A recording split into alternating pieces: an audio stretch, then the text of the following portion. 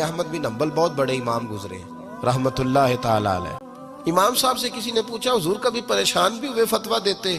فرمانے لگے ایک بی بی آئی تھی مسئلہ پوچھنے، بڑا پریشان کر گئی۔ ایسے اسلامک بیانات اور کلام سننے کے لیے ہماری چینل رضوی قیوم کو سبسکرائب کریں، جزاک اللہ۔ ایک بی بی مسئلہ پوچھنے آئی، بڑا پریشان کر گئی۔ لوگوں نے کہا حضور بی بی؟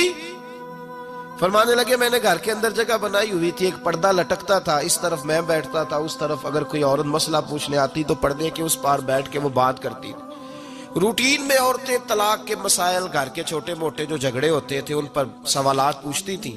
میرے خاوند نے مجھے یوں کہہ دیا ہے تو اس کا کیا حل ہے؟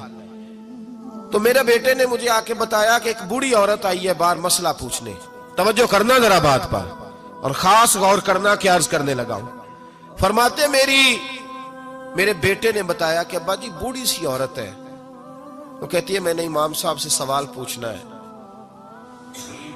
فرماتے پردے کے پیچھے بٹھایا، میں بھی بیٹھ گیا تو بی بی آئی اور جچے تلے لفظوں میں فٹافٹ اس نے بات شروع کر دی۔ عورت کو حکم ہے غیر محرم سے بات کرے تو میٹھے انداز میں نہ کرے، میٹھے انداز میں۔ مرد کے لیے بھی حکم ہے بیویوں سے گفتگو کرے تو اس طرح کے جملوں میں نہ کرے جس سے توجہ پیدا ہو، موٹی سی دو حرفی بات کرے۔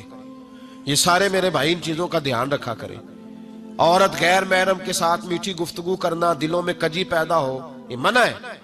امام صاحب فرماتے ہیں بوڑھی تھی پر اس نے بات چھیڑی پردے کے پیچھے بیٹھ کے، تو بڑے جچے تلے دو تین جملوں میں کہنے لگی امام صاحب مسئلہ پوچھنا ہے۔ فرمایا پوچھو۔ کہتے میں بڑا تیار تھا اور میں اللہ نے بڑا علم سے انہیں نوازا تھا، کہتے میں پریشان کبھی نہیں ہوا تھا، لیکن یہ بی بی پریشان کر گئی۔ یہ متقی لوگ تھے۔ فرماتے ہیں میں نے کہا بی بی پوچھو۔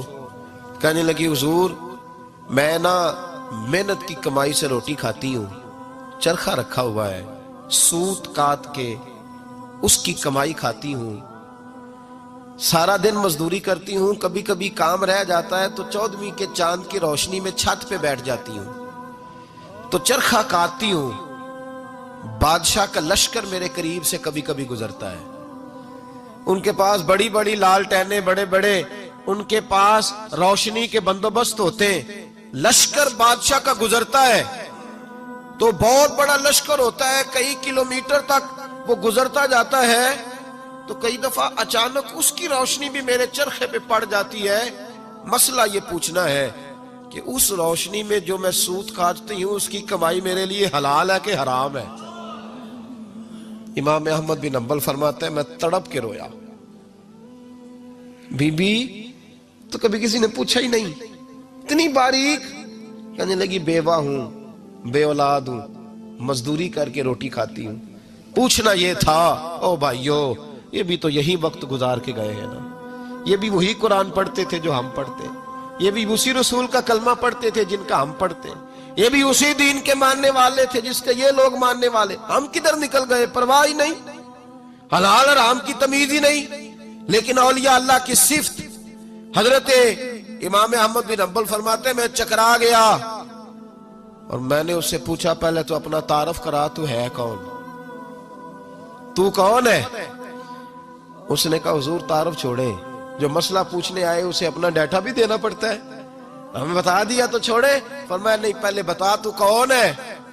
تو وہ کہنے لگی میں حضرت بشر حافی کی ہمشیرہ ہوں، وہ جو بغداد میں بابا ننگے پیر پھرتا ہے تو کوئی جانور گوبر بھی نہیں نہ کرتا گلیوں میں، وہ نیک بابا، میں اس کی بہن ہوں۔ تو امام احمد بن حنبل کہتے ہیں میں رو پڑا۔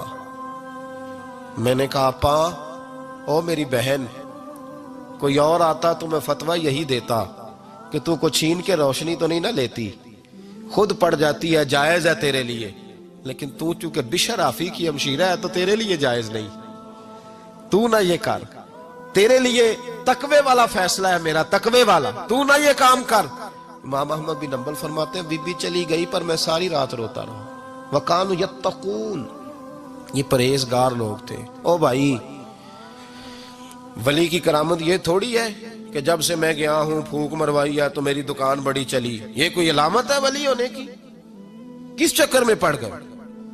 اولیاء اللہ کی علامت یہ ہے کہ وہ تیرے اندر سرور ڈال دے رسول اللہ کی محبت کا، ولی اللہ کی علامہ اقبال کہتے ہیں وہی ہے تیرے زمانے کا امام برحق جو تجھے حاضر و موجود سے بیزار کرے اور موت کی شکل میں دکھلا کے تجھے جلوہ یار زندگی تیرے لیے اور بھی دشوار کرے.